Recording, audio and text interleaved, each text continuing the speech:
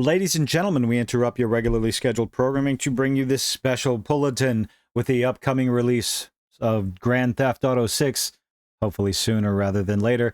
It would appear that Take-Two is a little concerned about what might happen with their game. Are they concerned about gameplay, bugs, features? How many players are going to be able to milk out of them as much with the microtransactions, macrotransaction, predatory nonsense? I'm rambling. Are they concerned about any of that stuff? No. Apparently, they're concerned about review bombing. Now, why on earth would you be concerned about review bombing if you're just going to put out a fun game? Remember? Myth? Make it fun first. I'm going to make this a thing. I'm bound and determined. Or psychotic. You be the judge. GTA 6 publisher. This comes from sportskita.com.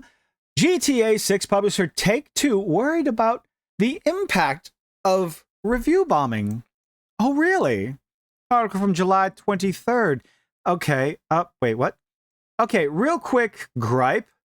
If your article is going to fit a certain page, the pictures, the title, and all this other stuff, and then the words of it are going to be another, real quick. Sure, I can zoom that up, but then the title of it gets cropped off the page. Don't do that. Don't do that. Fit the whole thing to the same thing. Let's keep going before I go off on too many tangents.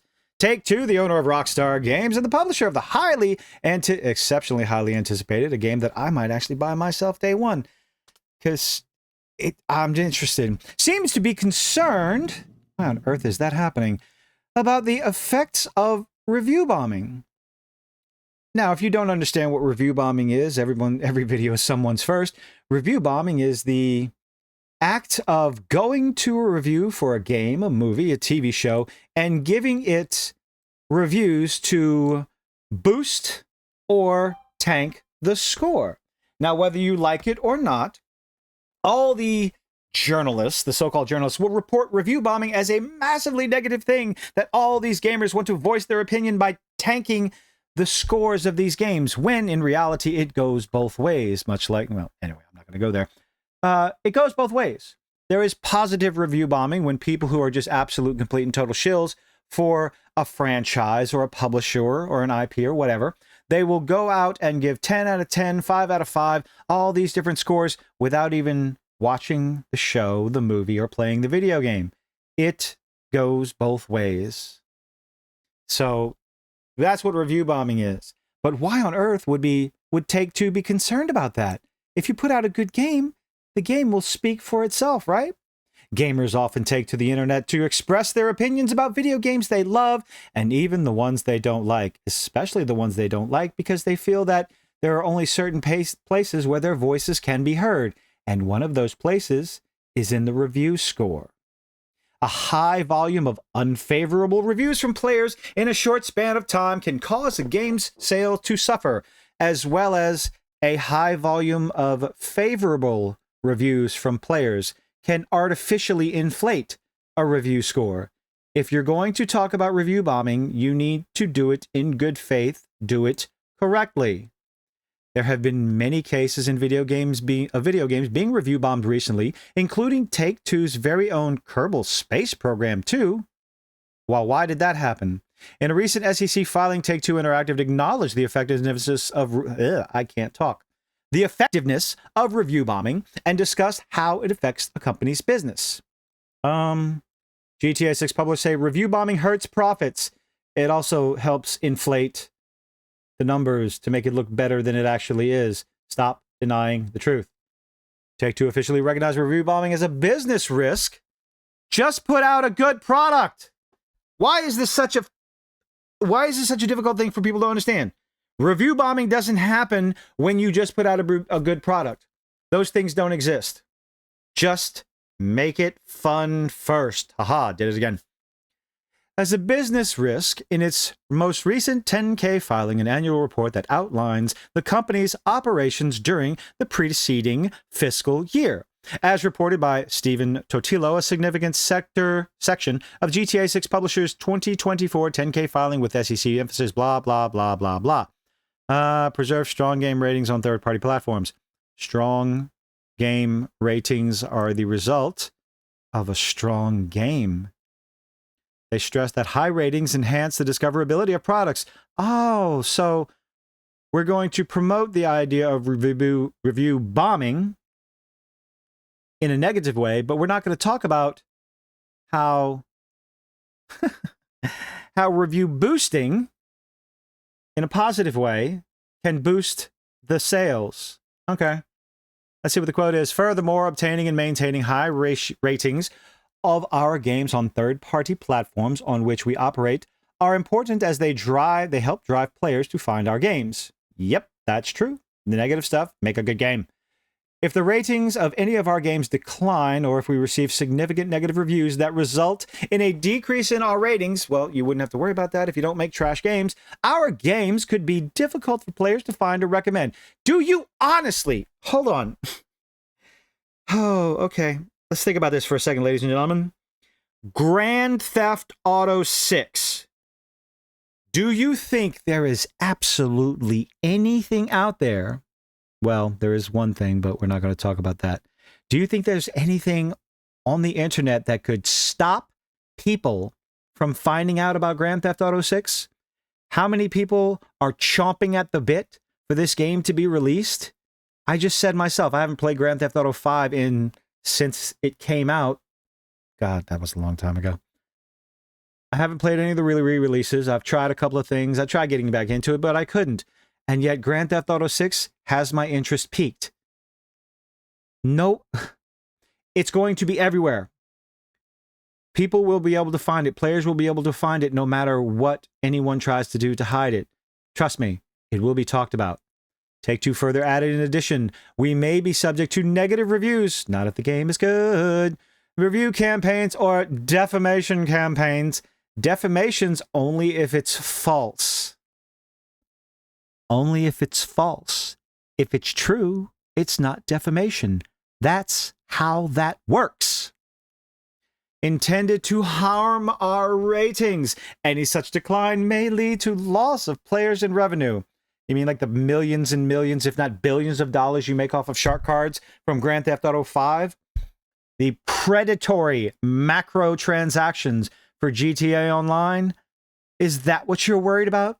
Transferring over to GTA 6, which is probably the only reason you haven't put out Grand Theft Auto 6 yet, is because of all the mountains of cash that you are making off of GTA 5's online transactions. Huh. Additional, let's see, blah, blah, blah, blah, blah. Loss of players and revenue. That's not going to happen. People are going to play Grand Theft Auto 6 no matter what. And revenues, additional advertising, and marketing costs. I think they're worried about the idea that perhaps at Take-Two and Rockstar, not Rocksteady. That's a whole different bundle of garbage. Everything happening at Rockstar, the behind-the-scenes stuff, we want to get away from the frat boy image. We're not going to be punching down anymore with our jokes. That might get people to turn away from GTA 6 if you get away from what made Grand Theft Auto Grand Theft Auto. This could indicate that the company is worried about GTA 6 being a victim of review bombing. Well, I mean, that's what their statement said. Could indicate? No, it does indicate. Especially since there has been speculation about the game going, quote, woke, ideological, and being involved with sweet baby stench. However, it should be noted that most games under Take-Two's wing have been review bombed for decisions made by the publisher itself and not mainly due to the games themselves. Oh, you mean like those remakes and re-releases that were absolute, complete, and total garbage and done by a company that specializes in mobile games? You mean that? That has nothing to do with the publisher itself. It has to do with the game itself and the massive dumpster fire that it was. Stop being disingenuous. Don't lie. Tell the truth. Stop it. And as far as being involved with Sweet Baby Inc., Sweet Baby Inc. is tied to Take-Two. They have ties with Take-Two. They work with Take-Two. So you have a bunch of people out there just on the wait-and-see train when it comes to Grand Theft Auto 6. When it comes out, if there's no ideological baloney in it, I'm at 9 minutes, ideological bullshit in it, then you don't have anything to worry about. Give it the Grand Theft Auto treatment. Make sure it feels like Grand Theft Auto. Stop catering to the make-believe modern audience. Make it fun first. Was that 3 times? Let me know. For instance, Grand Theft Auto 5 has been review bombed in the past after Take-Two issued a DMCA notice. Well, yeah, to the developers of OpenIV, a popular modding tool, along with several other modders. Oh, imagine. Take-Two goes after people who are promoting the game and creating more content for the game, making the game more popular, helping more people play the game, which means Take-Two makes more money. But you're going to go after those people. Smart business move. And yet, oddly enough, it doesn't seem like the revenue that they're getting from Grand Theft Auto 5 is slowed down in the slightest. So, Kerbal Space Program 2 began to be review bombed after Take-Two shut down the developing studio. Well, gee, yeah, I guess gamers would be a little upset when you're making mountains and mountains and mountains of cash and you're going to shut down a studio just so your CEO can make his bonus check, but you're going to ruin people's lives and send them home packing. I can't imagine why gamers might be a little upset. Intercept Games. Shutting down the developing studio, Intercept Games, as fans believe the game might not be receiving any support. Yeah. Well, again, I got my opinion on review bombing in and of itself, and the fact that most journalists out there, at least, mainstream journalists and others like them, do not report review bombing for exactly what it is. It goes both ways, positive and negative. You must report both or not at all. And if the game is good, then you have nothing to worry about. If the game is good, people will play it. And you'll keep on making your mountains and mountains of ill-gotten gain from the massively predatory microtransactions that you shove down everyone's throat to make it difficult to accomplish anything against other players, especially in the online aspects of the game. I'll be playing the single-player game, checking it out, seeing it for what it is, and we'll have to wait and see when it comes out. But let me know what you think in the comment section down below. Leave a like, leave a dislike on, and do all those nifty little things that YouTubers beg you to do. I'm going away now because I can't talk. Hope to see you on the next one. Bye.